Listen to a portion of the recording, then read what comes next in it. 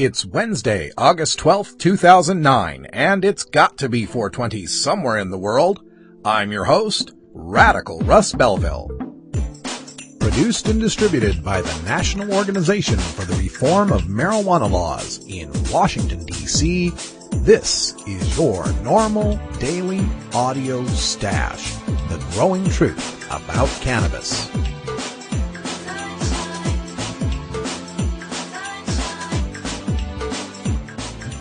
Welcome to the most popular podcast regarding marijuana in all of America and all the world, featuring interviews with scientists, politicians, doctors, prohibition policy activists, regular cannabis consumers, musicians, and NORML staff and NORML's board of directors, along with music and comedy no other podcast can offer. You can always find out more about our show at our website, stash.norml.org, and continue the education and conversation on our blog as well. We're ending marijuana prohibition with education, one listener at a time.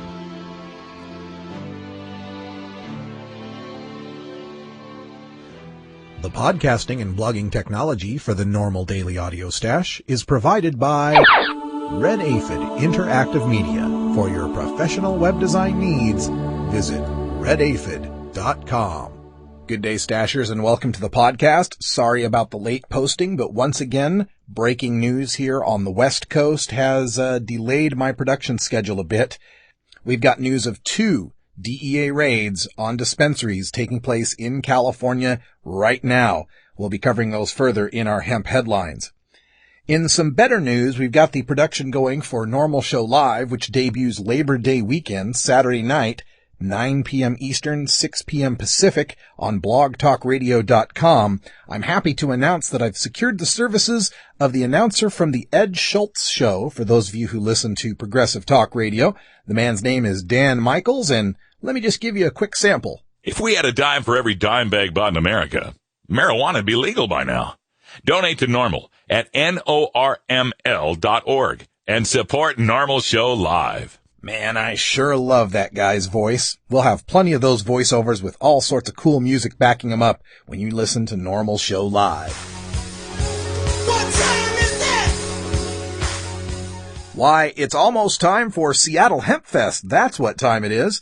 Checking the NORML calendar of events, which you can find at norml.org/calendar, I've entered all of my speaking and performing engagements at this weekend's Seattle Hemp Fest, Saturday the 15th and Sunday the 16th at Myrtle Edwards Park in Seattle, Washington. It's absolutely free, but they do ask for donations at the gate. First of all, I'll be opening the festivities on the main stage from 11 a.m. to 11:45 a.m., playing bass to back up Tim Pate, the traditional opening act. Then at 2:35 p.m., I'm scheduled to go on the McWilliams stage for a speaking engagement. And at 4:05 p.m., at the Sealy stage for another speaking engagement. That's my favorite one in that it's the 420 hour and there's always a huge crowd. That night at 7 o'clock, I'll be on the Hemposium stage, once again playing bass, backing up Tim Pate. Then on Sunday at 11 o'clock, once again on the main stage, playing bass to back up Tim Pate. At 1:40 p.m., I'll be on the main stage speaking. And this just in from the rumor mill, at 4 p.m. on the main stage Sunday, we're giving away a 12-string guitar that has been auctioned off to benefit the NORML Foundation, and the rumor is that actor Christopher Walken may be there for the giveaway, so you know I'll be there. Also want to encourage people to visit Oregon NORML's booth at number 465 at 420. That's probably where I'll be. And also, the Herb Age booth will be there, so check out Herb Age Designs at the Seattle Hemp Fest. It's a NORML shout-out. More shout-outs for my homies in Idaho. We had the turnout of 4 people at that meeting last Saturday, and now I'm starting to get some emails from people who missed the meeting but saw the posting on Craigslist and are eager to get involved. So if you're in the southwestern Idaho area, send me an email at stash@norml.org. We've got our continuing shout out for the folks in the state of Delaware. I'm going to be in that area September 20th through the 22nd, so if anyone wants to meet to help form a NORML chapter in Delaware, just send me an email, stash@norml.org. And for a state that I haven't given a shout out to and haven't received any emails from, North Dakota, which I just realized is the state that has the highest level of binge drinking in the United States. Well, let's do something to change that. Let's form a NORML chapter in North Dakota today. Now, coming up on your daily audio stash, we begin with your hemp headlines with our breaking news of 2 new DEA raids in Los Angeles. Our least favorite representative from Georgia, Tommy Benton, has stepped in it again. This time, he's sending emails from people who complain about him asking for caning of marijuana users. He's sending their emails now to the local county sheriff for follow-up. NORML has now released a press release on this, and we are bringing the full force of media to bear against this unconstitutional and un-American representative. We also have a story out of New York where a couple in Albany has been prosecuted for bringing marijuana plants to the state capitol to protest marijuana laws. And in Iowa, an interesting story of a nurse's aide who was fired for giving a muscular dystrophy patient some medical marijuana, as well as a little sexual satisfaction on the side. Stay tuned for that. It's got an interesting twist.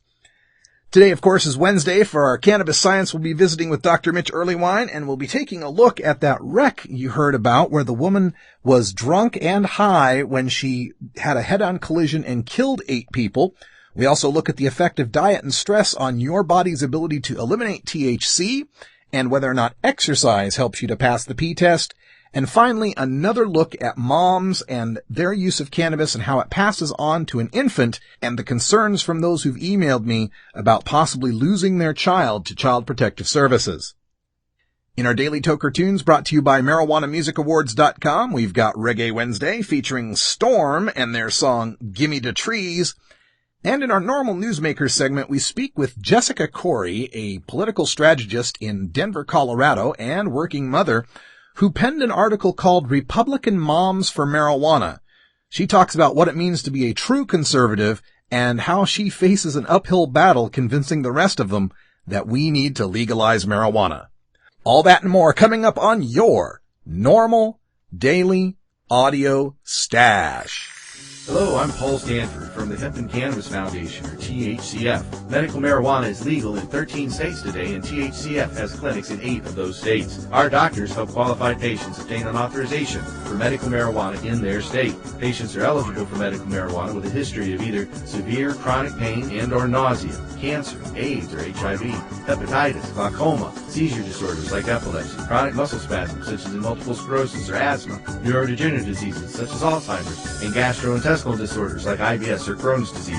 If you or someone you know has one of these conditions, our doctors will help you obtain a permit for medical marijuana. THCF Medical Clinics has offices in Washington State, Oregon, California, Colorado, Hawaii, Nevada, Montana, and now Michigan. Call 1-800-723-0188 or go to the web at hemp.org or 1-800-723-0188.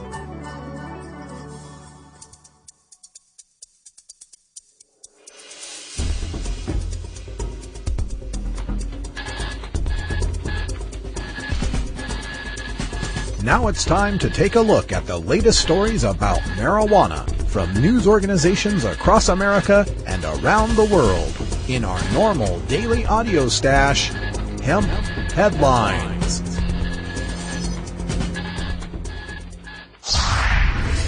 Breaking news. FBI, DEA, and IRS raiding 2 dispensaries in Los Angeles, California. What I'm not going to be doing is using Justice Department resources to try to circumvent state laws on this issue, simply because I want folks to be investigating violent crimes and potential terrorism. We've got a lot of things for our law enforcement officers to deal with. Well, what the president said during the campaign, you'll be surprised to know, will be consistent with what we will be doing here in law enforcement. He was my boss during the campaign. He is formally and technically and by law my boss now. And so what he said during the campaign is now American policy. Silicon Valley Mercury News, Los Angeles. Federal and local agents are raiding at least 2 marijuana dispensaries in Los Angeles, but authorities won't say what they're seeking.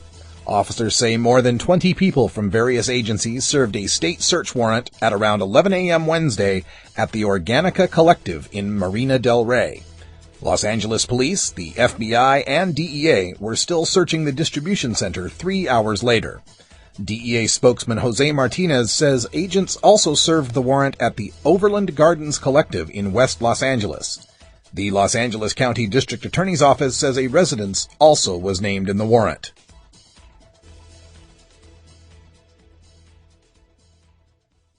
Well, at least President Obama is fulfilling his other campaign promises, like getting us out of a protracted Middle Eastern war. Oh, right, Afghanistan. Well, but at least he's bringing us healthcare reform. Well, no, wait, better not use that one. At least he's holding the past administration accountable for, no, can't go there. Reducing the influence of lobbyists in Washington and refusing to have any lobbyists in his administration. No, that won't. Protecting the Constitution from the serious abuses of the previous administration, like warrantless wiretapping. No, that won't work. Bringing Wall Street excesses to an end. No, afraid not. Ending the discriminatory don't ask, don't tell policy for military. No. Wait, I know. Cash for clunkers. There we go. At NORML, we are a nonpartisan organization, and with these new DEA raids, it makes it so much easier for me to move from my personal support of the Democratic Party to political independence. I've had it. Meet the new boss, same as the old boss. At least with the President McCain, I would have known straight up that he hates medical marijuana and would allow DEA raids to continue, instead of being sold a bill of goods about not circumventing state laws and then circumventing them anyway. Now, we also got this update on the story from the Los Angeles Times. During one of the raids, officers shot a dog believed to be a pit bull, but the circumstances of the shooting remain unclear, a law enforcement spokesman said. The Drug Enforcement Administration, Federal Bureau of Investigation, Internal Revenue Service, Los Angeles County Sheriff's Department, Los Angeles Police Department, Torrance Police Department, and Culver City Police Department took part in the raids. Law enforcement agencies have been cracking down on pot dispensaries for some time, but officials did not immediately say what prompted these raids. I don't care what prompted the raids. I don't care if it was tax evasion. I don't care if they were breaking the 215 or the SB 420 or the Jerry Brown guidelines. That is no excuse for canicide. This shooting of the dogs must stop. There has got to be a way to subdue a dog other than shooting it. Has anyone thought of using perhaps a taser or a net or, God forbid, animal control to come in there and take care of this? There is no reason why innocent dogs should have to be killed over these DEA raids. Georgia Representative Tommy Caning Benton, quote, "I have forwarded your email to the sheriff to be on the lookout for you," end quote. We've been reporting this story of Representative Tommy Benton from the 31st House District in the state of Georgia, who said it would be a good idea to turn to caning and execution for marijuana users and dealers, respectively. Before we get to Representative Benton's response, I'd like to explain a little bit about what caning is, courtesy of the website World Corporal Punishment. And if you want to see some pretty brutal pictures, check out the post at stash.normal.org. This isn't some schoolhouse rap on the knuckles from the teacher. This is a form of torture. In this practice, the prisoner is required to strip completely naked for the administration of the punishment. He's tied to an A-frame and bent over at a right angle at the hip.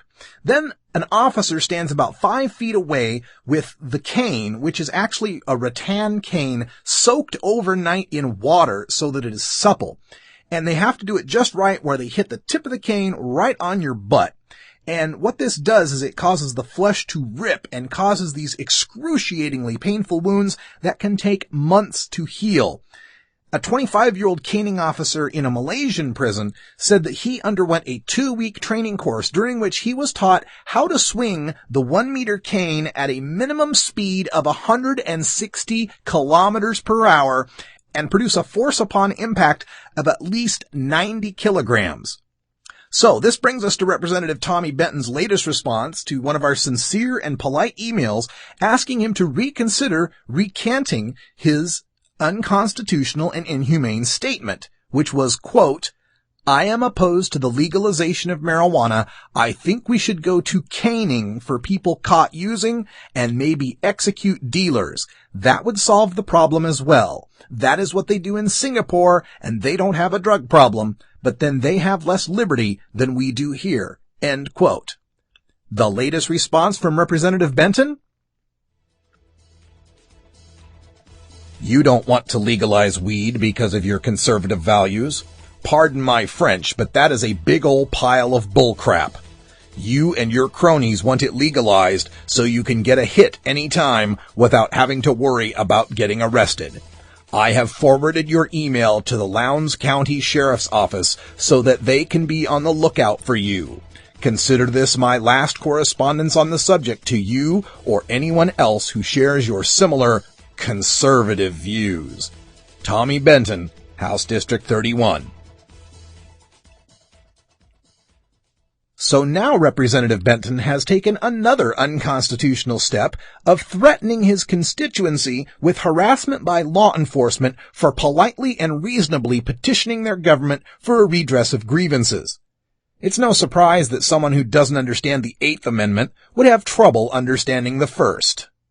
You can tell Representative Tommy Benton what you think about his views by going to his website, www.tommybenton.com. New York couple, on a mission from God, bring pot plants to Capitol to protest marijuana laws. From the Times-Union, Albany, New York.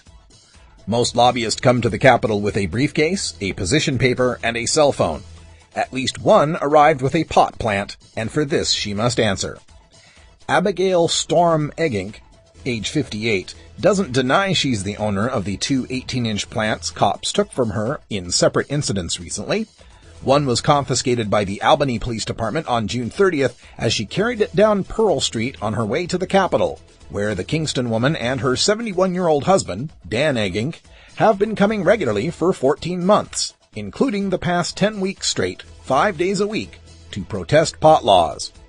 For 2 days, Storm Eggink and her husband had paraded outside the government complex with the weed.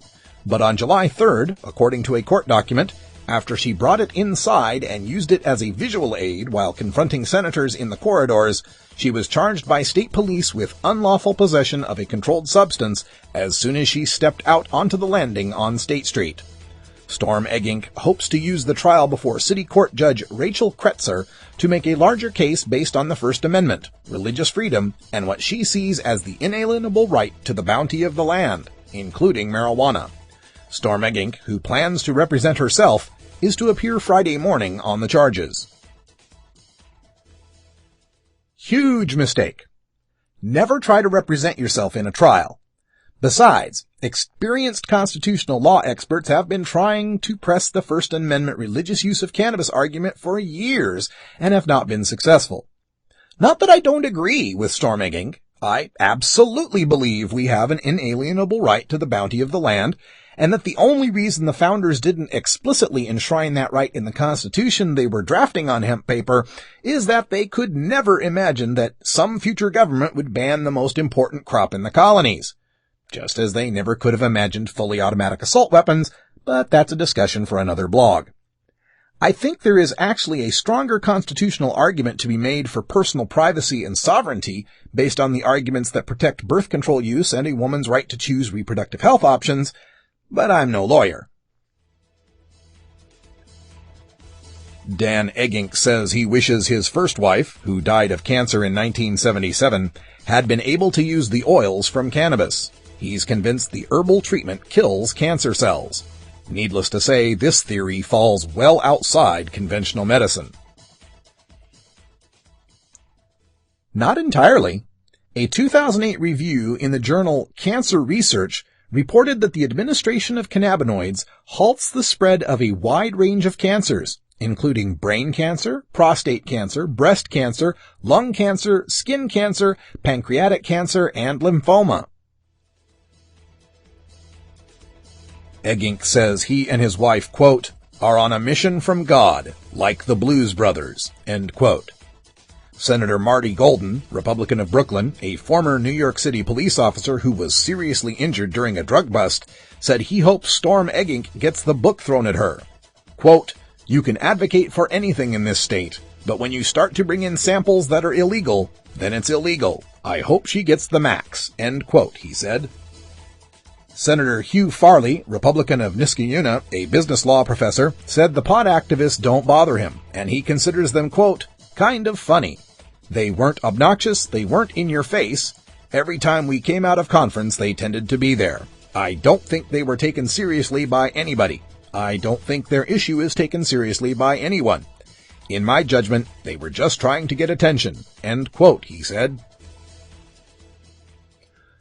Everyone knows that if you want to be taken seriously in Albany, you don't bring pot plants and compare yourself to the Blues Brothers.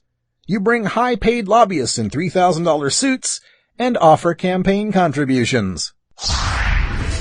Iowa nurse's aide fired for providing medical marijuana and sexual favors to muscular dystrophy patient. From the Des Moines Register. A caregiver at a Waterloo nursing home has been fired after she was accused of providing a resident with marijuana and sexual favors. The incident involves Tina Turner, age 29, of Evansdale, who worked as a nurse's aide at Harmony House. She was fired in May after her coworkers reported allegations that she had given marijuana to a 28-year-old resident with muscular dystrophy and had stimulated him sexually. According to state records, 3 of Turner's coworkers told Harmony House's administrator that the disabled resident had admitted smoking marijuana in the facility. A 4th worker said the man's room had smelled of Axe body spray, which the resident allegedly told staff was used to mask the smell of marijuana.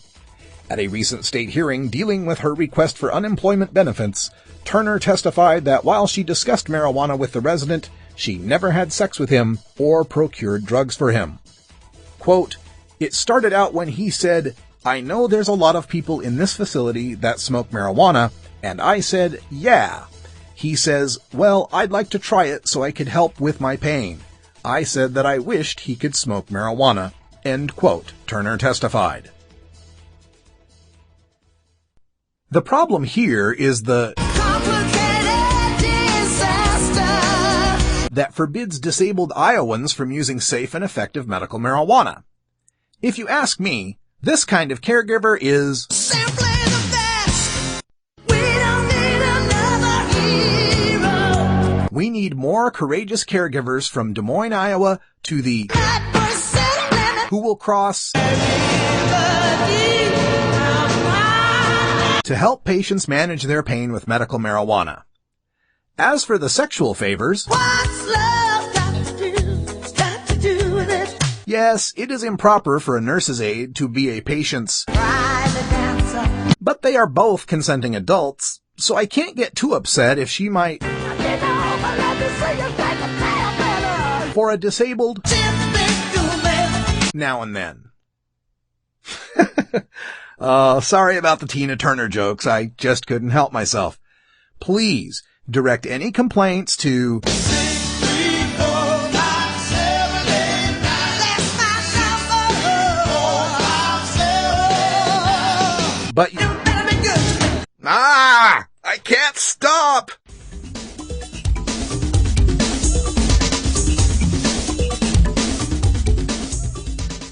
NORMLCon 2009. Yes, We Cannabis. September 24th through 26th, 2009 in San Francisco, California. The war on drugs has been a utter failure, and I think that we need to rethink and decriminalize our marijuana laws. President Obama was right in 2004, and 5 years later, the American people agree.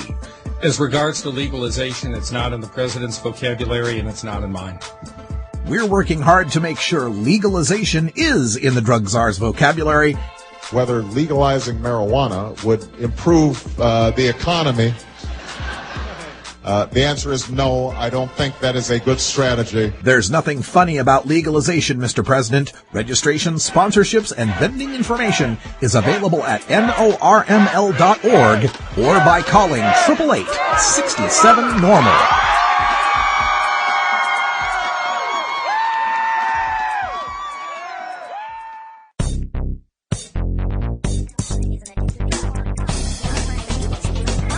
Who is telling you the truth about marijuana? The government? Scientists? Doctors? Which claims are scientifically valid and which claims are reefer madness? Every Wednesday, we separate the stems of propaganda from the buds of truth with NORML's look at Cannabis science.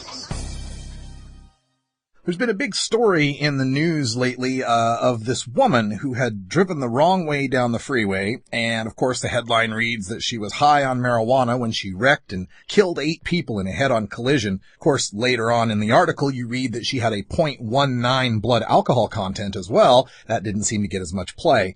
Here to discuss it with me is Dr. Mitch for our Cannabis Science segment. And welcome back, Doctor. Oh, thanks so much for having me. So, first of all, the news reports that we've gotten lately show that, the toxicology reports say that she had a 113 nanograms per milliliter of THC in her blood. Where does that put someone on the scale of, inebriation under cannabis? In truth, that would suggest that she had definitely smoked recently. This is not a level that you would have from having smoked the day before or something like that.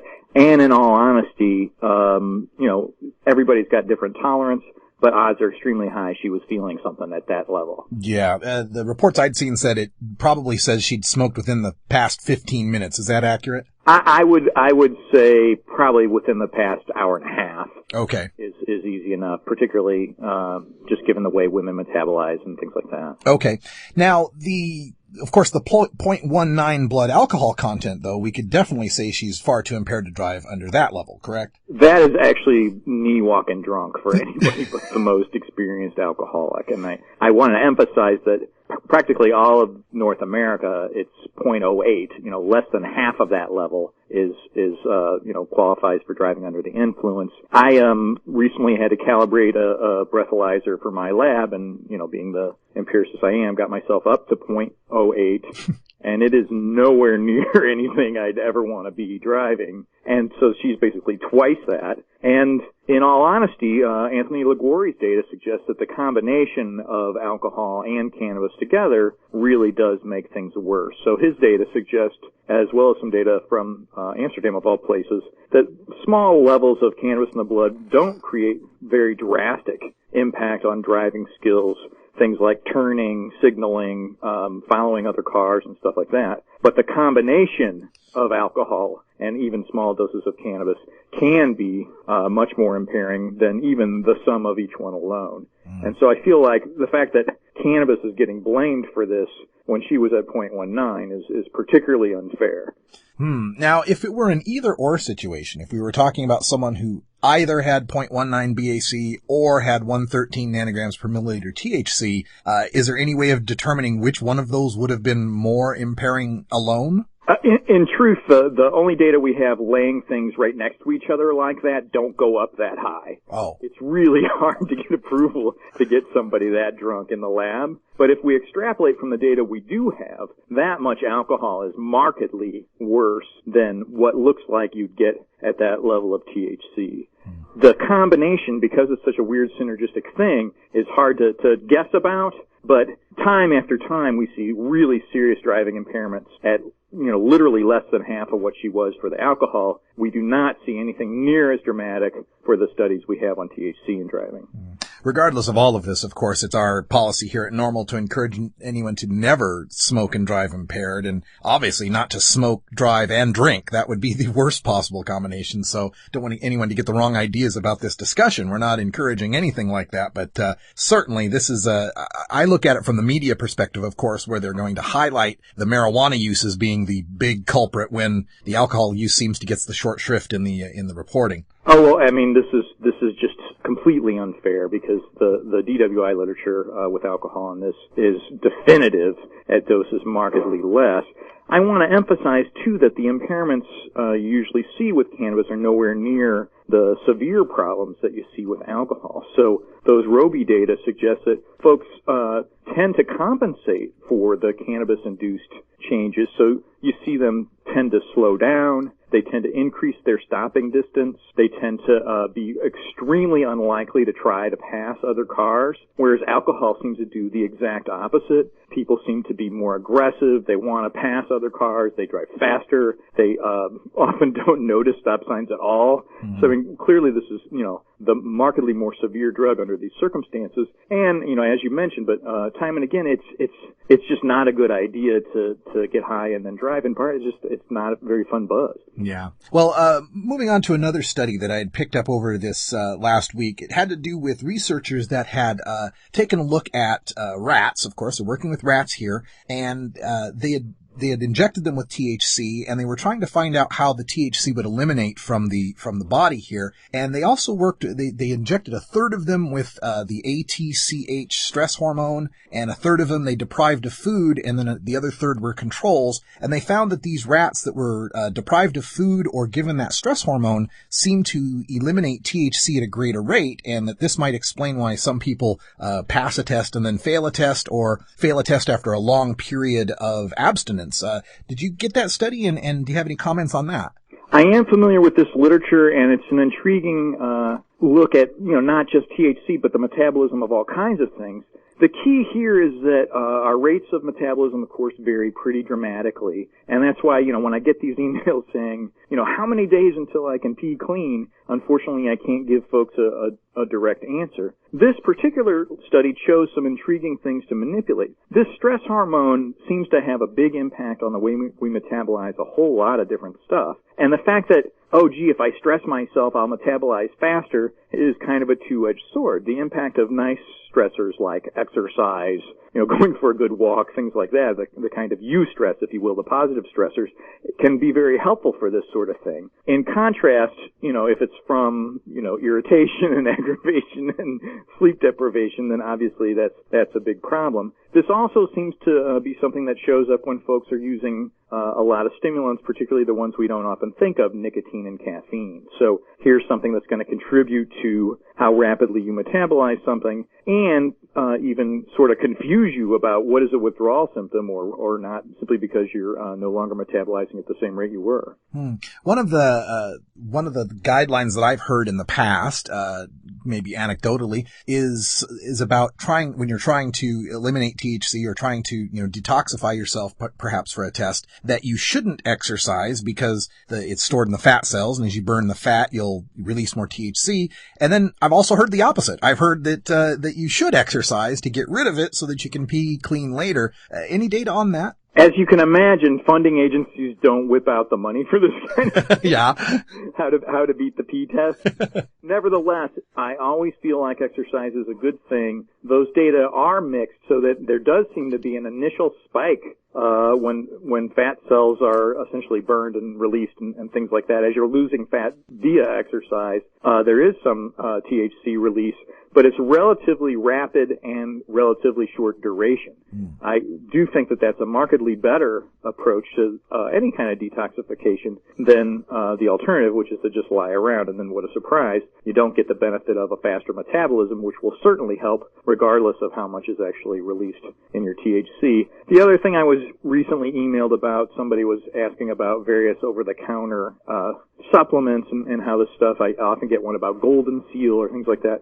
Unfortunately, the publications just aren't there. So every time I, get somebody swearing by one of these via an email, I honestly don't know because it's just an individual case. But it invariably recommends incredible amounts of water be consumed, and that is guaranteed going to, alter the way levels in the urine are perceived. Yeah. And of course, we should point out too, and this gets pointed out in Paul Armentano's new book as well, how we drive people toward other substances because of this drug testing regime, because if I'm not mistaken, almost every other substance they would test for eliminates much faster from the body. It's really sad. I had a client a couple of years ago who would drop acid because he knew that would be eliminated more quickly, and couldn't smoke pot because it would be tested for, and I just find that just disheartening in so many ways. I don't even know where to begin. Yeah. Now, when they do these testing assays here, do they test for alcohol at any time? It's extremely rare, and particularly these rather infuriating high school drug tests do not look for alcohol or nicotine, despite pretty established links between each of those and some pretty negative outcomes. And I feel like it's, just the usual, let's vilify the one drug we can get at and never mind all the rest. And in fact, particularly among teens, alcohol is a markedly bigger problem and markedly more impairing and has led to a lot more negative consequences. So I find the fact really striking. When I talk to the drug testing guys about this, of course, they're really eager to do it. They would love to test for something else, but in part it's simply because it's more economic incentive for them. Sure. One of the posts that continues to get a lot of response on the stash has to do with mothers being prosecuted.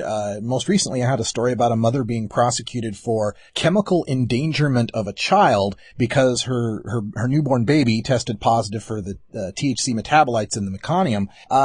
And one of my commenters, one of the readers, actually kind of agreed with that, saying that if we've got this data that shows, we keep saying how adolescents and young people shouldn't use marijuana because it can be damaging. Well, then he surmises here that we should be prosecuting this woman for possibly damaging her child from the exposure to THC.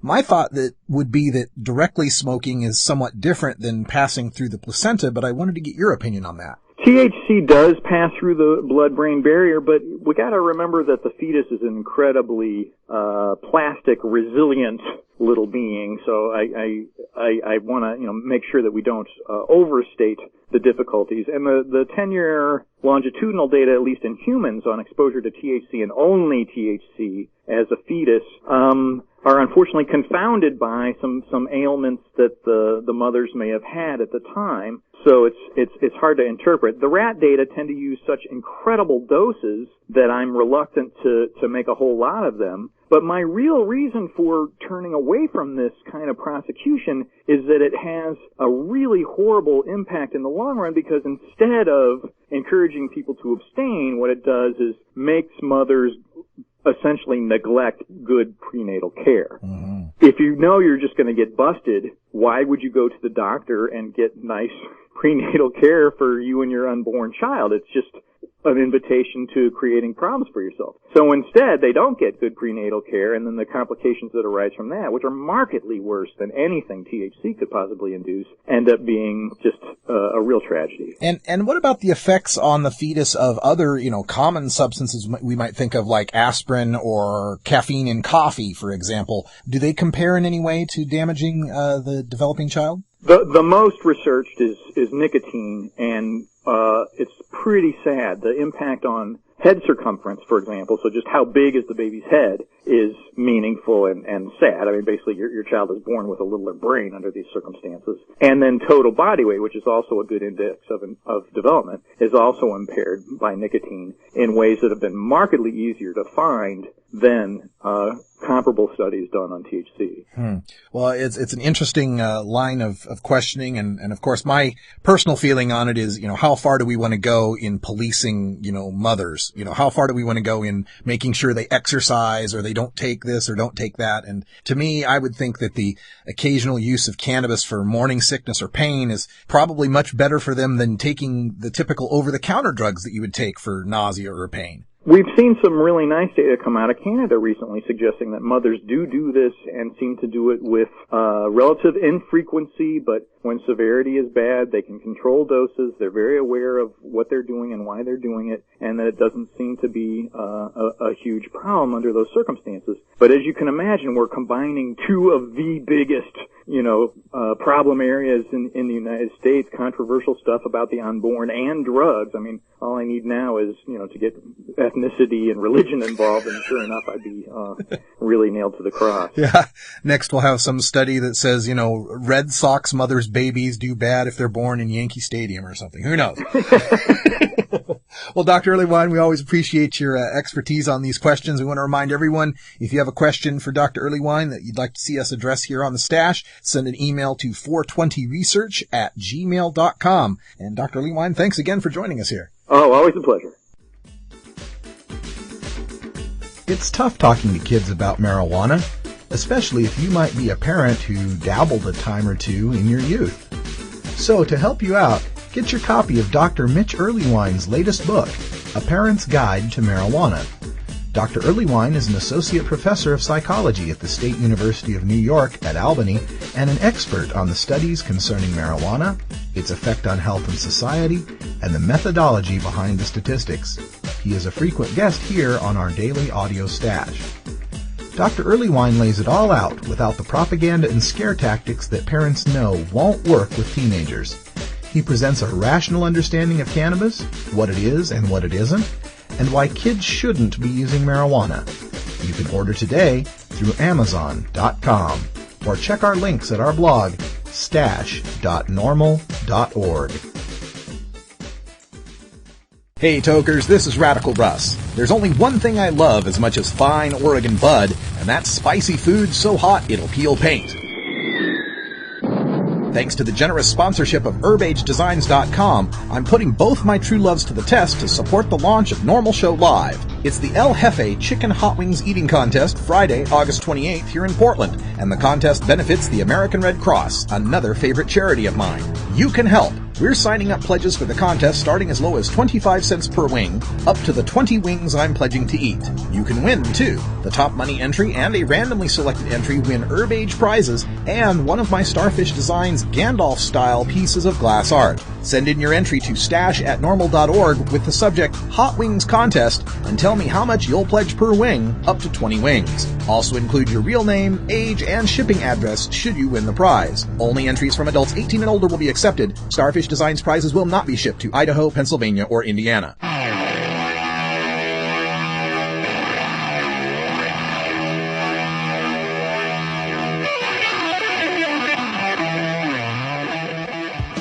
The battle to end adult marijuana prohibition can sometimes seem endlessly frustrating and impossible to overcome.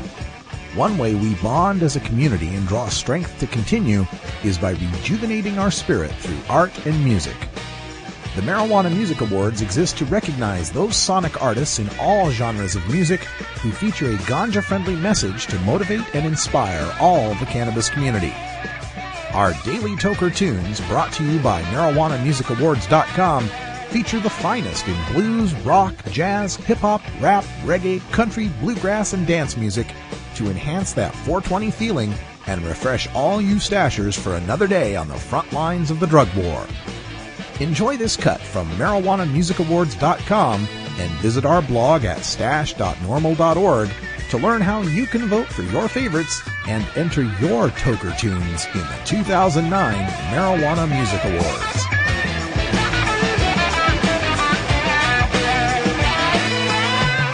It's Reggae Wednesday, and we're listening to Gimme the Trees by STORM, or Storm, from Jamaica. Storm's unique style is created by a wicked singer and DJ collaboration. The band are hailed as having one of the most dynamic live shows in the reggae industry. Comprised of a strong delivery, diverse vocals, and captivating lyrics, Storm have great success capturing listeners' attention. Independently, the artists have worked with many reggae greats, including the Itals and Ika Mouse. Storm has recently received several reggae music awards, including Best Band of the Year, Best DJ, and Best Male Singer. To hear more about Storm, check out myspace.com/stormreggae, and registered stashers, you can get an MP3 download of this tune. It's Gimme the Trees by Storm. Oh, Babylon to stop by. Half of me high grade love gets high. A storm I say. Woke up this morning with an hangover, because from last night me under me water. Say what now? It got me feeling like the room was spinning around. If I was smoking the real thing, I would have been safe and sound. What do I need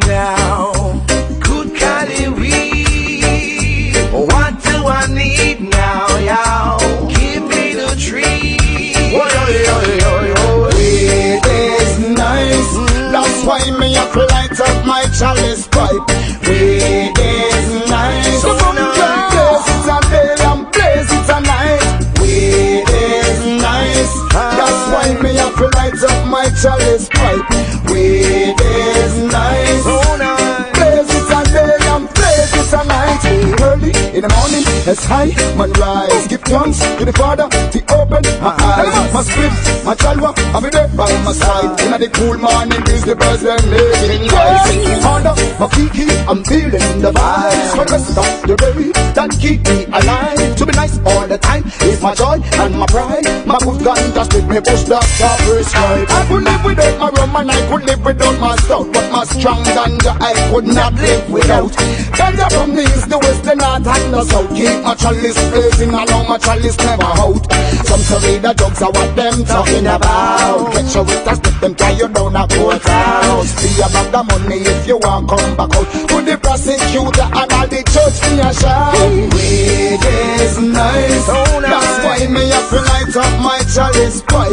Weed is nice. Blaze it a day and blaze it a night. Weed is nice.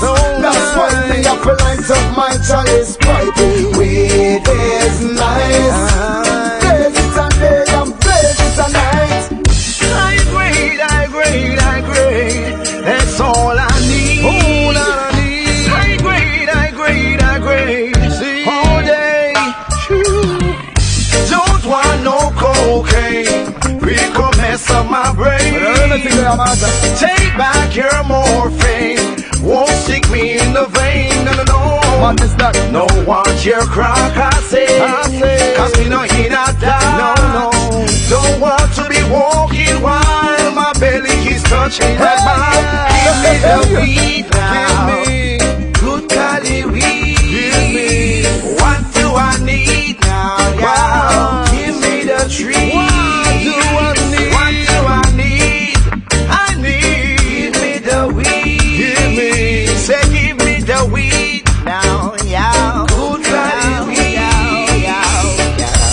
Weed is nice. That's why me have to light up my chalice pipe. Weed is nice. Blaze it a day and blaze it a night. Weed is nice. That's why me have to light up my chalice pipe. Weed is nice.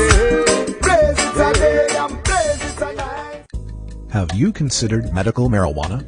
Double-blind, peer-reviewed studies have found cannabinoid therapies to be successful in treating the symptoms of Alzheimer's disease, ALS or Lou Gehrig's disease, brain cancers, chronic pain, diabetes mellitus, dystonia, fibromyalgia, GI disorders, hepatitis C, HIV/AIDS, hypertension, incontinence, MRSA, multiple sclerosis, osteoporosis, pruritus, rheumatoid arthritis, sleep apnea, and Tourette's syndrome, as well as anecdotal evidence suggesting relief from anxiety, depression, and post-traumatic stress, plus reduction in the need for narcotic painkillers. Side effects of medical marijuana can include euphoria, relaxation, anxiety, panic reactions, paranoia, tachycardia, dry eyes, dry mouth, concentration and reaction time impairment, appetite increase, and in 37 states, arrest and incarceration. But medical marijuana is non-toxic and cannot cause overdose. Medical marijuana. It's not for everyone, but ask your doctor if medical marijuana may be right for you.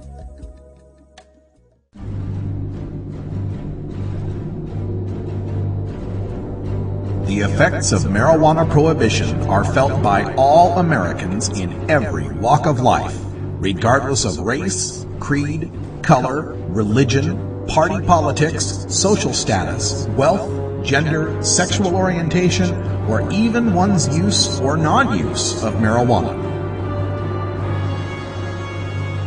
As the marijuana smokers lobby, NORML hears the stories of these average Americans and brings them to the attention of our policymakers and our fellow citizens in this segment we call NORML Newsmakers.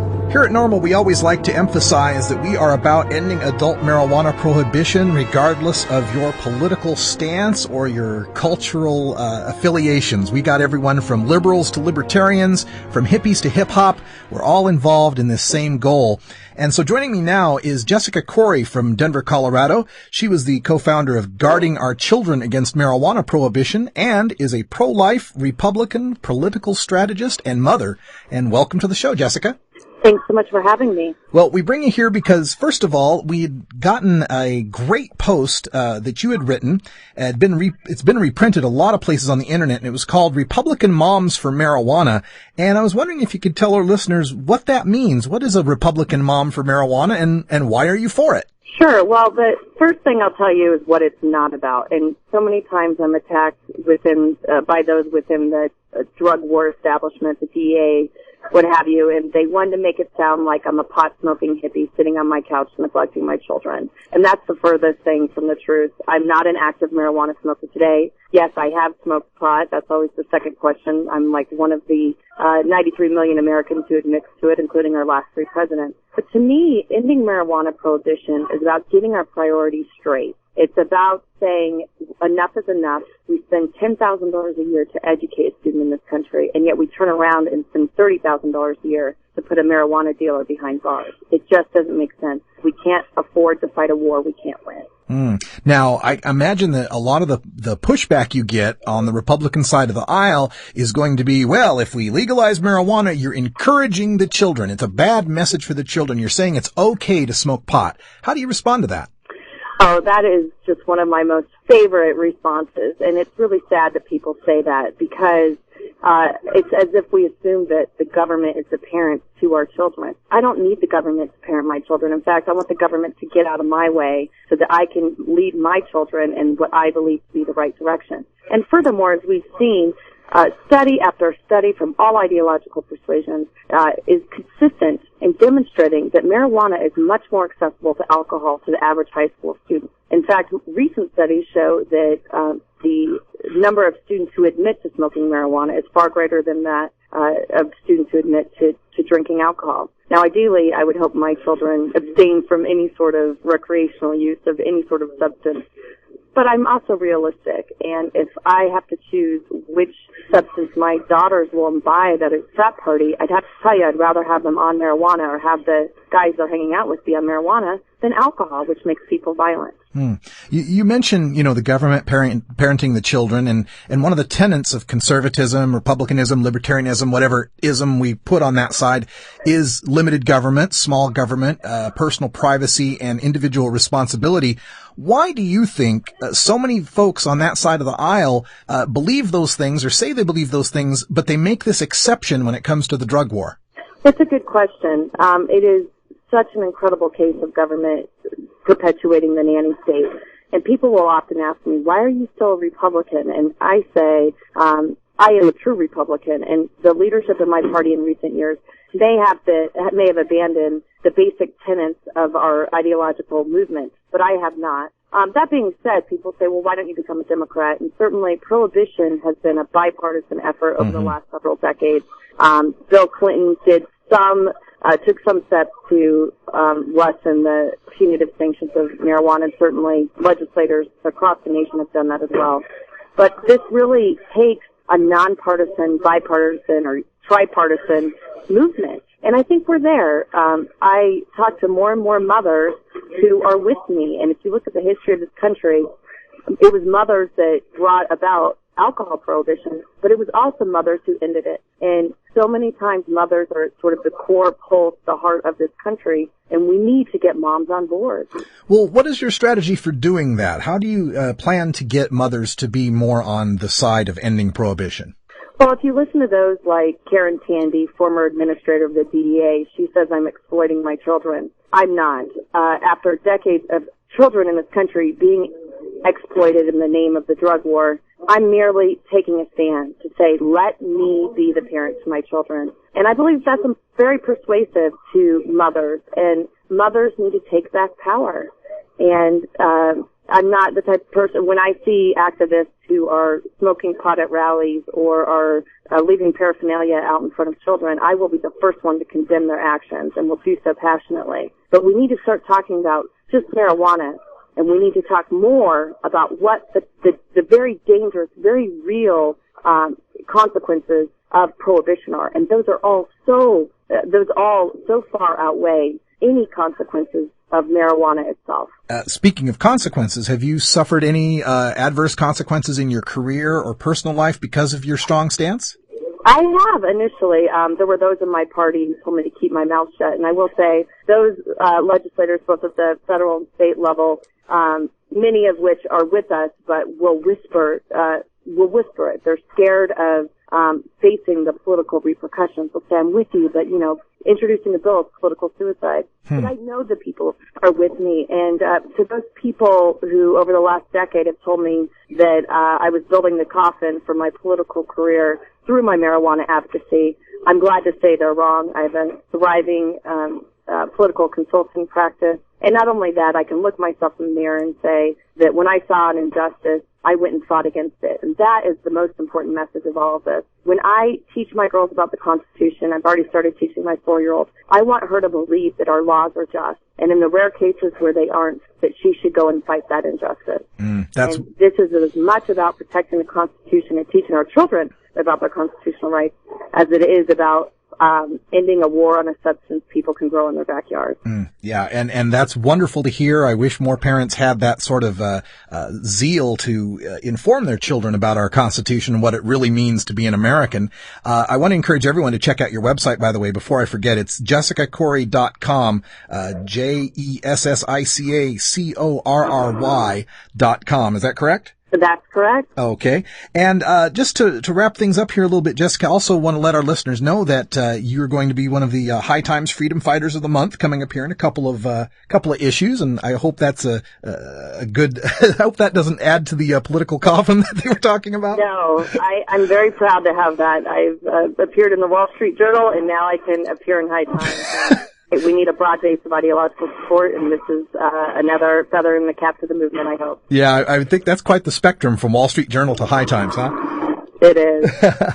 Now, what are you looking forward to in the future with your political consulting? Are you looking at running for office again, or helping others that are running for office? What do you do in your time aside from the marijuana activism? I do everything from property rights to free speech to juvenile justice reform, meaning fighting life sentences for juvenile offenders. And I think there's a real opportunity in the marijuana movement by highlighting the ideological diversity for people to take a step back from this false paradigm that we've created where you're either a Democrat or a Republican. Because certainly there are members of the Green Party I agree with on certain issues, like this one for the most part, and then there are members of the Libertarian Party that I disagree passionately with on other issues. So this, I believe more than any other issue that I've worked on, has more of an opportunity to build that base of support. And I look forward to taking the charge to the steps of capitals across the country. You mentioned how the politicians deem this a political suicide to kind of stand up for it, and yet we see when we do the polls of people and we ask them about decriminalization or medical marijuana, there's supermajority support. Another strange phenomenon has been when we ask people about their support for medical marijuana, 3 out of 4 say they're for it, but when they ask, is your neighbor for it, they think 3 out of 4 of their neighbors aren't. What do we do to fix that dichotomy? I think it's just a matter of time. I know when I talk to people, particularly those my friends on the right, about marijuana or medical marijuana, they're initially very hesitant. But then when they have a family member who's dying of cancer or they themselves are dealing with chronic pain, they start to realize that maybe morphine or fentanyl or Vicodin or oxycodone aren't the only answer and maybe aren't in fact the best answer for dealing with pain or whatever illness is at issue there. So I think medical marijuana is a real opportunity to educate people. But then when we start talking about our massive budget crisis in this country, which is bankrupting our children, it's fiscal child abuse, we need to ask ourselves, do we fund a war in Iraq or fund a war in Afghanistan? Or do we fund a war against a substance, like I said, that people can grow in their backyard? We have willing buyers and willing sellers and willing consumers of a substance far less dangerous than alcohol. So when we start to talk in those terms and have the benefit of more time so people can realize that this isn't the boogeyman that the government has made it out to be for so many decades, we start to win support. In Colorado in 2006, we saw that more voters in the general election supported legalization of marijuana for adult use than the Republican candidate for governor. And this is a state where Republican and Democrat voters are split 50-50. That says a lot. It sure does. That says that my party's wrong on this issue. I voted for both, by the way. Well, I'm glad you're bringing all this up, Jessica. And, you mentioned it earlier. It was women that led the charge to begin alcohol prohibition, and it was women that led the charge to end it. And with strong women like you, helping us to end adult marijuana prohibition, I know it's just around the corner. Thanks for joining us here on The Stash. And before I let you go, do you have anything else you'd like to tell our audience? I just hope everybody comes out in September and let's have a fun, productive conversation about ending prohibition. That's right. Jessica will be at the NORML National Conference, September 24th through 26th. I believe it's a pot and parenting panel. Is that right? Ooh, that sounds good. It's got good alliteration. It sure does. Check out jessicacorey.com. And Jessica, thanks for joining us here on The Stash. Thank you so much. Thank you for downloading the NORML Daily Audio Stash, the growing truth about cannabis. We are produced by the National Organization for the Reform of Marijuana Laws in Washington, D.C. Our executive producer is Alan St. Pierre. Our deputy director is Paul Armentano. Our webmaster is Brian Judy. And web production is provided by Red Aphid Interactive Media. As always, you can catch up on the latest information about marijuana at www.norml.org. And you can interact and download from our Audio Stash blog at stash.norml.org.